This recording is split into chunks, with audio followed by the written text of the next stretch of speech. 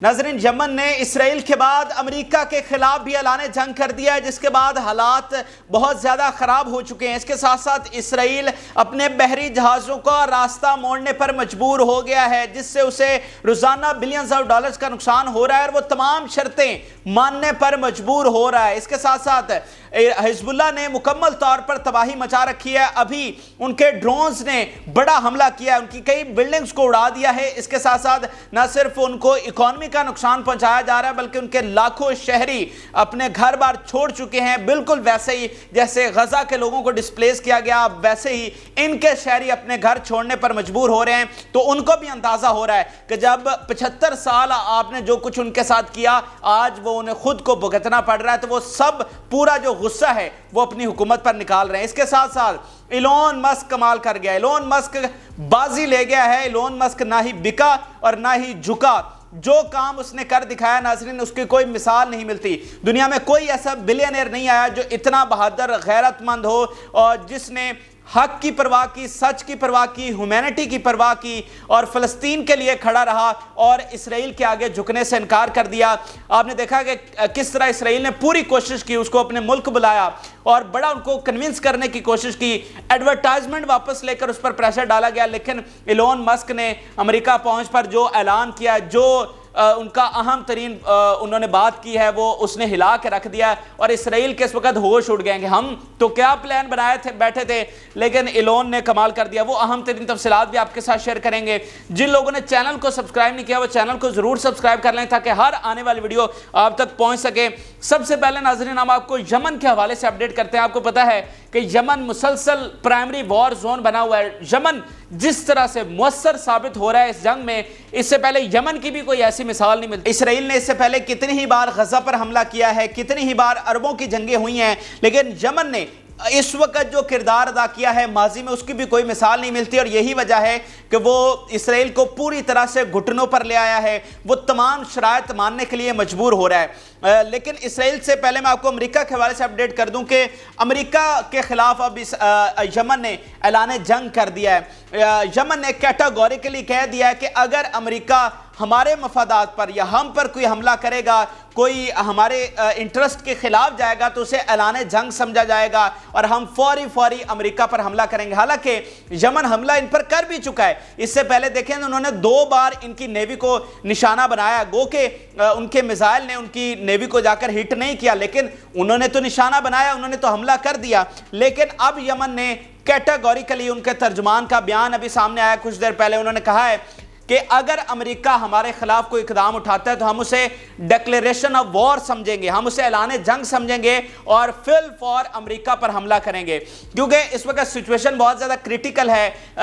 Yemen मुसलसल चूंकि Israeli जो शिप्स हैं उनकी हंटिंग जारी रखे हुए है, उनकी तलाश में है, उनको पकड़ रहा है। तो यहाँ पर एक खतरा ये भी है कि अमेरिका उसमें इंटरवीन कर सकता है और अमेरिका यमन के खिलाफ कोई ऑपरेशन कर सकता है, कोई उनसे जहाज छुड़वा सकता है। हालांकि आप देखें कि इससे पहले अमेरिका ने एक स्टोरी रिपोर्ट हुई थी कि अमेरिका ने इस यमन से जाकर जहाज छुड़वाया है और जो सेंट्रल पार्क जहाज इन्होंने पकड़ा था, अमेरिका ने जाकर छुड़वाया है। बाद में यमन ने डिनाई किया तो अमेरिका को भी पीछे हटना पड़ गया और यह पता चला कि अमेरिका की यह झूठी स्टोरी थी। तो इस तरह अब ये चीज़ उसी तरह मौजूद है कि क्या अमेरिका कहीं पर जाकर इंटरवीन करेगा। तो यमन ने पहले ही ऐलान जंग कर दिया कि अगर तुमने इंटरवीन किया, अगर तुमने हमारे और इसराइल के दरमियान आने की कोशिश की, तो हम उसे ऐलान जंग समझेंगे। बिल्कुल वैसे ही जैसे हमने इसराइल के खिलाफ ऐलान जंग कर रखा है, तुम्हारे खिलाफ भी वो ऐलान जंग होगा और तुम्हारी एक एक चीज को निशाना बनाएंगे। यानी इसके बाद हम मुकम्मल तौर पर जंग में चले जाएंगे। फिर यमन जो है वो अमेरिकी नेवी को निशाना बनाएगा। इसी रेड सी में इनकी बेसिस भी हैं, कुछ आइलैंड्स हैं जहां पर अमेरिकी बेसिस भी मौजूद है, तो उन बेसिस को निशाना बनाया जाएगा। मिडल ईस्ट में उनको निशाना बनाया जाएगा तो हालात बहुत ज्यादा क्रिटिकल हो सकते हैं। उन्होंने कैटेगोरिकली वाशिंगटन को वार्न किया है कि बिल्कुल ऐसे किसी भी अमल से बाज रहना, वगरना फिर ना कहना कि ये कोई पुराना वक्त है। अब आज का यमन पहले के यमन से मुख्तलिफ है और तुमको सख्त तरीन जवाब दिया जाएगा। तो ये तो हो गया अमेरिका के खिलाफ ऐलान जंग और उसने बिल्कुल उन्होंने वाज़े तौर पर किया। तो ये भी कमाल बहादुरी है कि आप देखें ईरान और लेबनान के बाद यमन ने इस तरह कैटेगोरिकली ऐलान जंग किया है और उनके जो नेवी है उसको निशाना पहले भी बनाया है اور اس کے بعد فل سکیل پر جنگ چھیڑنے کا اعلان کر دیا ہے۔ اب ذرا آ جائیے کہ اسرائیل کے ساتھ کیا بیت رہی ہے۔ میں کہتا ہوں ناظرین، جو کردار یہاں پر یمن ادا کر رہا ہے اس کی بھی کوئی مثال نہیں ملتی۔ یمن اس طرح سے گھٹنوں پر لے آیا ہے اسرائیل کو کہ اس کی اکانومی کی دھجیاں بکھیر کے رکھ دی ہیں۔ روزانہ بلینز آف ڈالرز کا ان کو نقصان اٹھانا پڑ رہا ہے۔ اور میری بات آج آپ لکھ لیں، جو کام اس وقت یمن نے کر ڈالا ہے یہ 10 دن بھی اب جھیل نہیں سکتے۔ جو کام اس وقت یمن کر رہا ہے 10 دن بھی یہ جھیل نہیں سکتے۔ انہیں کوئی فیصلہ کرنا ہوگا، یا تو یہ یمن کو ختم کریں، ان پر اعلان جنگ کر کے اس کو ختم کریں، جو کہ پاسبل نہیں ہے۔ دوسرا یہ کہ ان کو سیز فائر کرنا پڑے گا، پیچھے ہٹنا پڑے گا، کیونکہ جو کام ان کو کرنا پڑ رہا ہے پاسبل ہی نہیں ہے کہ 10 دن بھی جھیل سکے۔ ہوا ناظرین کیا ہے کہ آپ نقشے پر دیکھ لیں کہ یمن نے کتنا بڑا کام کر ڈالا ہے، اور یہ اسرائیل کی موت کے مترادف ہے۔ یہ آپ دیکھیں کہ ریڈ سی سے انہیں اپنے بیڑے جو ہیں ان کا راستہ ڈائیورٹ کرنا پڑ گیا۔ آپ کو پہلے ایک تفصیلی ویڈیوز میں بتا چکا ہوں کہ ریڈ سی یورپ اور ایشیا کو جوڑنے کا واحد رستہ ہے۔ یورپ کے آگے پھر امریکہ آتا ہے، کینیڈا آتا ہے، اور اس طرف ایشیا میں آپ نیچے آسٹریلیا اور نیوزی لینڈ ہیں، آگے چائنا اور رشیا ہیں، آپ کا انڈیا، پورا مطلب ایشیا اس میں شامل ہے۔ تو ان سب کو جو جوڑنے کا واحد رستہ ہے وہ ریڈ سی۔ اگر ریڈ سی کا راستہ بند کر دیں تو اٹس مین کہ آپ نے دنیا کو 2 حصوں میں ڈیوائیڈ کر دیا۔ یہ اونلی وے ہے سمندر کے ذریعے کنیکٹ کرنے کا۔ تو ٹریڈ کا دنیا میں صرف یہ ایک ہی راستہ ہے۔ تو یہاں پر انہوں نے چونکہ اسرائیلی جہاز گزر نہیں سکتے تو اب وہ مجبور ہو گئے ہیں راستہ ڈائیورٹ کرنے پر۔ تو اب وہ کون سا راستہ لے رہے ہیں یہ آپ دیکھ لیجئے، یہ اوپر سے ہو کر افریقہ سے گھوم کر یہ آ رہے ہیں، اور یہ جو اتنا لمبا روٹ ہے یہ آپ کو پتا ہے کتنے دن لگیں گے؟ 30 more days، 30 دن لگیں گے۔ یہ جو 2 یا 3 دن کا سفر تھا اب وہ 30 days میں کنورٹ ہو چکا ہے۔ تو یہ ناظرین ان کی موت کے پوری طرح مترادف ہے۔ وہ اس طرح سے کہ جو اکانومی آپ کی ہوتی ہے، جو مارکیٹ ہوتی ہے، جو صنعت ہوتی ہے، وہ پوری طرح سے ٹائمنگ پر کھڑی ہوتی ہے۔ ٹائم ہی سب سے زیادہ امپورٹنٹ چیز ہے، کیونکہ اگر آپ کی چیز لیٹ پہنچ رہی ہے تو اس کا کرایہ بڑھ جائے گا، وہ اس کا ٹائم بڑھے گا تو قیمت بڑھ جائے گی۔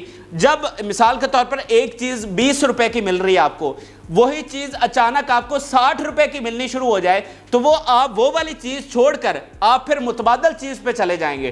تو یہ تو ان کے پوری طرح سے مارکیٹ تباہ کرنے کے برابر ہے نا، کہ اس اتنے لمبے روٹ کے بعد جو چیز مارکیٹ میں جائے گی اس کی قیمت کتنی بڑی ہوگی، تو وہ پرانی قیمتیں کس طرح سے مینٹین کریں گے؟ اگر پرانی مینٹین نہیں کریں گے تو ان کی پروڈکٹس کوئی خریدنے والا نہیں ہے۔ تو یہ تو اسرائیل تو پورا اپنی ملٹی نیشنل کمپنیز پر کھڑا ہوا ہے، اور اسرائیل کی پاور ہی کیا ہے؟ اس کی صرف ملٹی نیشنل کمپنیز ہی تو اس کی پاور ہیں۔ جب ان کی قیمتیں بڑھیں گی اور ان کی کوئی پروڈکٹ نہیں خریدے گا تو اسرائیل کا بنے گا کیا؟ تو اس لیے میں آپ سے کہہ رہا ہوں کہ 10 دن سے 1 گھنٹہ بھی آگے نہیں جا سکتے۔ یہ 10 دن میں آپ کو میکسیمم بتا رہا ہوں۔ 2 ہی راستے ہیں، یا تو یہ روٹ کلیئر کروانا ہوگا، یا جنگ کے ذریعے کروائیں، یا پھر یہ پور امن طریقے سے کروائیں۔ یعنی یمن یہ کہہ چکا ہے کہ آپ غزہ سے وڈرا کر لیں، بمباری بند کر دیں، مکمل سیز فائر کر لیں تو ہم بھی آپ کا راستہ کھول دیں گے۔ تو 2 ہی راستے ہیں، راستہ تو کھلوانا ہی کھلوانا ہے، 10 دن سے اوپر یہ نہیں جا سکتے۔ راستہ کھلوانے کے 2 طریقے ہیں، ایک جنگ ہے، فل سکیل وار ہے کہ آپ اس پورے علاقے پر قبضہ کریں اور یمن کو آپ جواب دیں جنگ کے ذریعے، اور اس میں جو آپ کے ساتھ ہونی ہے وہ بھی تاریخ دیکھے گی۔ آپ غزہ کو فتح نہیں کر سکے تو یہاں یمن کا آپ نے آ کر کیا بگاڑ لینا ہے؟ تو یا جنگ ہے یا پھر وہی گھٹنوں پر آ کر تمام شرائط ماننی ہے۔ تو یہ 2 ہی اس نے فیصلے کرنے ہیں، اور یہ 10 دن سے اوپر نہیں جا سکتا۔ تو اتنا بڑا کام ناظرین یمن نے کیا ہے۔ یعنی آپ کا حزب اللہ ہے وہ حملے مسلسل کر رہا ہے، وہ جو نقصان پہنچا رہا ہے اس کی اپنی اہمیت ہے، وہ آگے چل کر آپ کو بتاتے ہیں، لیکن یمن جو کر رہا ہے نا وہ سب چیزوں سے بالاتر ہے۔ یمن کا جو نقصان ہے وہ اسرائیل نہیں جھیل سکتا۔ اس کی پوری معیشت، پوری دنیا میں اس کی جو اکانومی ہے، پوری جو دنیا میں مارکیٹ ہے، تباہ و برباد ہو کے رہ جائے گی۔ اس کی ملٹی نیشنل کمپنیز اس نقصان کو بالکل نہیں جھیل سکتی۔ تو یہ اہم ترین کام اس وقت یمن نے کیا۔ ایک طرف امریکہ سے اعلان جنگ کر دیا، یعنی آپ دیکھیں نا کہ وہ کہتے ہیں کہ اگر امریکہ آئے گا یہ روٹ ہم سے کلیئر کروانے کے لیے تو امریکہ کو جواب دیں گے، امریکہ پر اعلان جنگ ہے ہمارا، تم کو سبق سکھائیں گے۔ اور اگر اسرائیل آتا ہے تو اس کا ساتھ تو پھر جو انہوں نے کرنی ہے، صرف آپشن یہ ہے کہ پیچھے ہٹو، فلسطین کو آزاد کرو اور اپنی جو فوجیں ہیں وہ واپس نکالو۔ یہ اس وقت سب سے بڑی ڈیمانڈ ہے۔ جب تک یہ پوری نہیں ہوتی یمن یہ جو اپنی ہنٹنگ ہے، یہ جو ان کا بلاکیڈ کر رکھا ہے، یہ اسی طرح سے جاری رکھے گا۔ تو یمن کی بہادری کو بھی سلام ہے جس طرح سے وہ اس جنگ میں اہم ترین کردار ادا کر رہے ہیں۔ اور اس میں آپ اہم ترین چیز یہ دیکھیں کہ یہ تو ہمیشہ کا درد سر پیدا ہو گیا ہے۔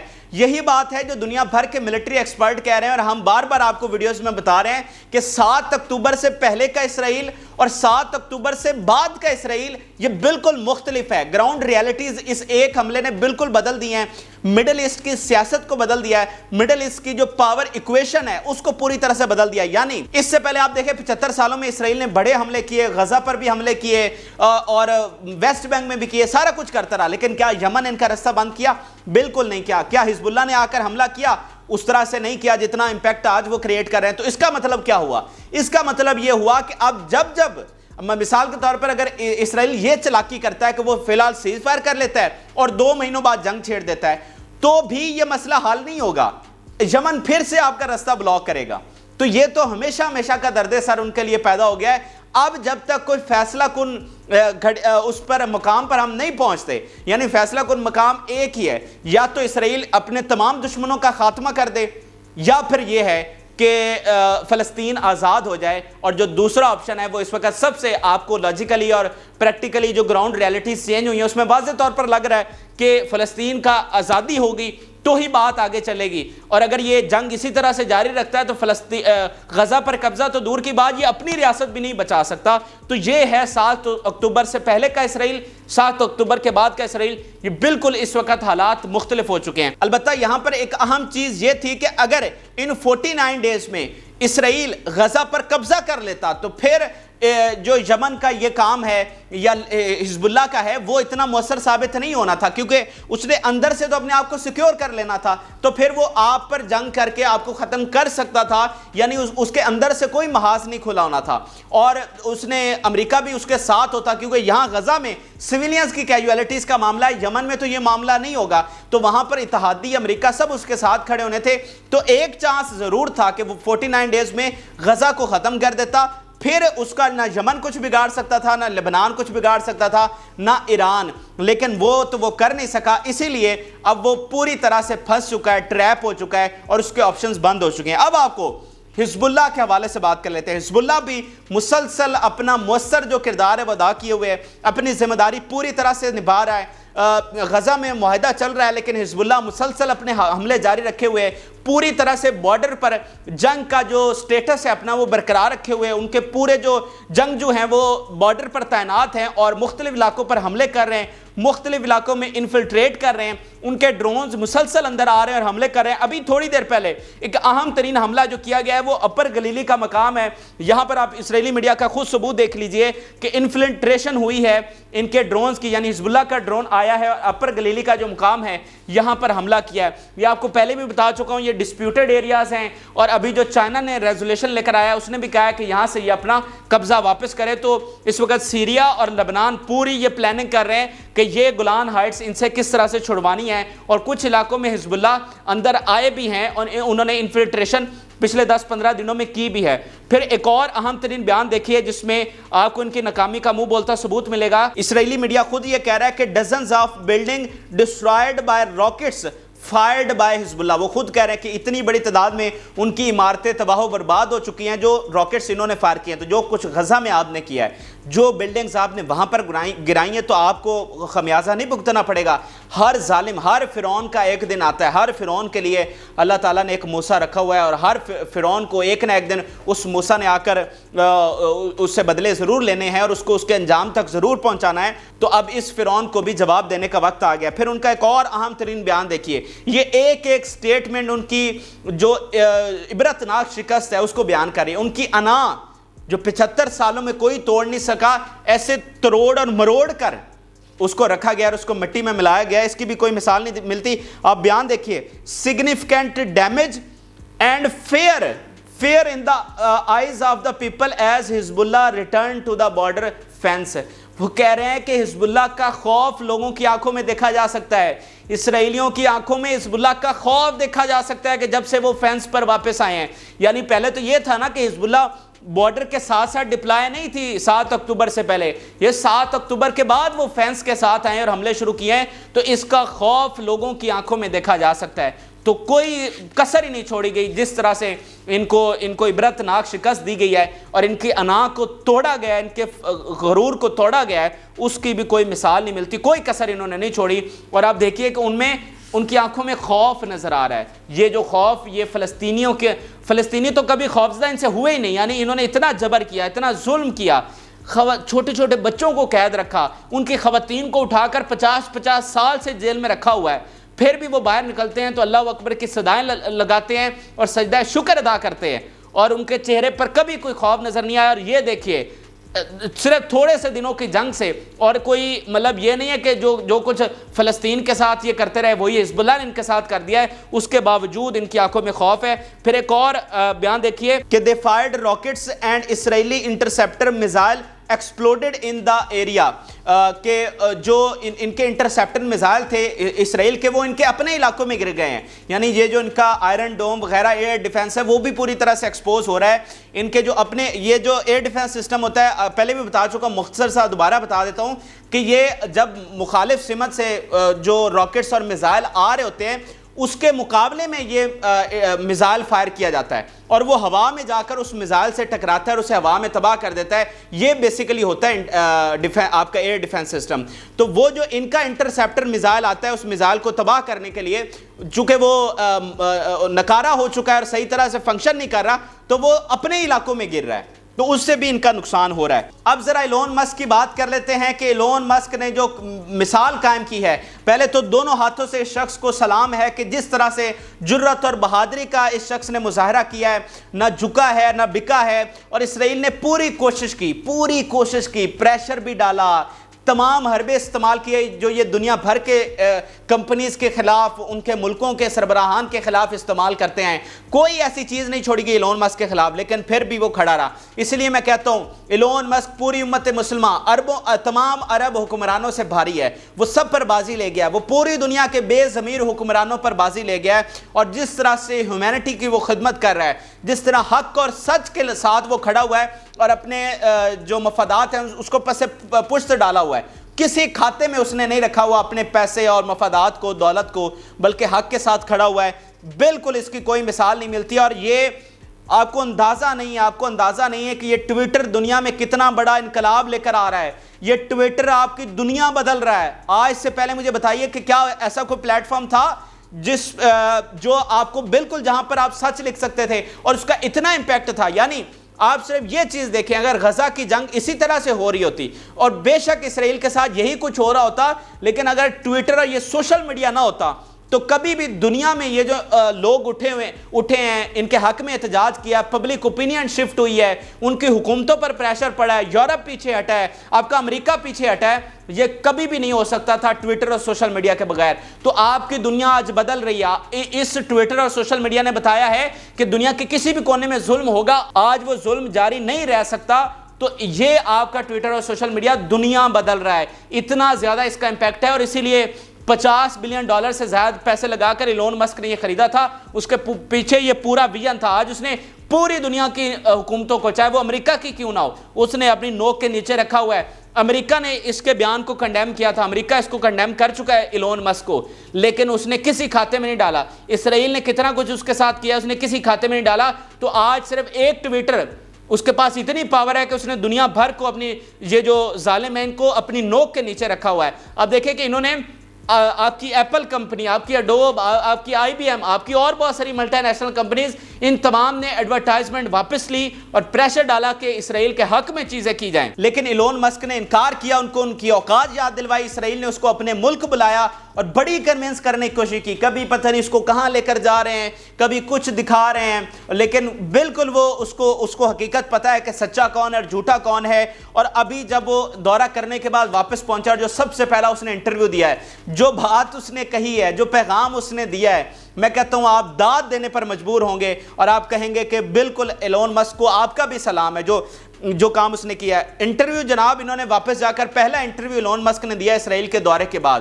اور اسرائیلی اور ان کی لابی بڑی مطمئن تھی کہ ایلون مسک کو اب انہوں نے قابو کر لیا ہے. تو اس کا جو پہلے سے بھی سخت ری ایکشن آیا ہے. دیکھیے صرف بیان دیکھیے آپ, میں کہتا ہوں داد دیں گے. ایلون مسک سے پوچھا گیا کہ اب آگے کیا کرنا ہے, یہ جو بڑی بڑی کمپنیز آپ سے ایڈورٹائزمنٹ واپس لے رہی ہیں, تو آپ کا کیسے آگے کام چلے گا. تو اس نے پتہ کیا جواب دیا, اس نے کہا گو fuck yourself, go fuck yourself. یہ ایلون مسک نے کہا, سامنے ہزاروں کے تعداد میں آڈینس بھی بیٹھی ہوئی تھی. وہ جو ہوسٹ ہے وہ خود حیران رہ گیا، اس نے مطلب وہ سمجھ نہیں آیا کہ ایلون مسک کہہ کیا رہا ہے. مطلب اتنا بڑا بیان اس نے دے دیا ایپل کو، اڈوب کو، آپ کے آئی بی ایم کو، آپ کے مائکروسافٹ کو، کھربوں ڈالر کی یہ کمپنیز ہیں. اس نے کہا گو فک یور سیلف، کہ تم کیا سمجھتے ہو کہ تم ایڈورٹائزمنٹ واپس لے کر مجھے بلیک میل کر سکتے ہو، مجھ سے اپنی بات منوا سکتے ہو. گو فک یور سیلف. جو مطلب پوری طرح اس نے گالی نکال کے ان کو کہا کہ تمہارے ایڈورٹائزمنٹ کی مجھے کوئی ضرورت نہیں ہے. تو یہ کمال کر دیا ایلون مسک نے. حالانکہ درمیان میں کچھ لوگ ضرور ڈاؤٹ فل ہوئے تھے، جب ایلون مسک نے اسرائیل کا دورہ کیا تو ضرور کچھ لوگ ڈاؤٹ فل ہوئے تھے کہ شاید ایلون مسک نے گھٹنے ٹیک دیے ہیں اور ان کی بات مان گیا ہے اور اب ہمیں ٹویٹر پر سینسرشپ دیکھنے کو ملے گی اور وہ والی بات پہلے نہیں رہے گی. لیکن ایلون مسک اس سے بھی زیادہ کھل کر سامنے آیا، اس سے بھی زیادہ سخت سٹینڈ اس نے لیا ہے. اسی لیے میں سلام کرتا ہوں، کیونکہ ہماری پوری تاریخ میں اتنا غیرت مند بلینئر ہم نے نہیں دیکھا جس کو اپنے پیسے کی پرواہ نہیں، لیکن حق کی پرواہ ہے، سچ کی پرواہ ہے اور ہیومینٹی کی پرواہ ہے. تو یہ ناظرین اہم ترین حقائق تھے جو کہ میں نے آپ کے سامنے رکھے ہیں. آپ اپنی رائے سے ضرور آگاہ کریں، ویڈیو کو اپنے دوستوں کے ساتھ، فیملیز کے ساتھ شیئر کریں، اور جن لوگوں نے چینل کو سبسکرائب نہیں کیا وہ چینل کو ضرور سبسکرائب کر لیں تاکہ ہر نئی آنے والی ویڈیو آپ تک پہنچ سکے. یہ آپ نے یاد رکھنا ہے، یہ فیصلہ کن گھڑی ہے. اب ہم کسی نتیجے پر پہنچے بغیر واپس نہیں مڑ سکتے، اس لیے ایک ایک چیز پر آپ نے نظر رکھنی ہے. اور اسرائیل کی پوری کوشش ہے کہ عوام کا دھیان اس جنگ سے ہٹایا جائے، لیکن ہم نے یہاں بھی ان کو ناکام کرنا ہے. اب راز ضرور آگاہ کریں. اجازت. اللہ حافظ.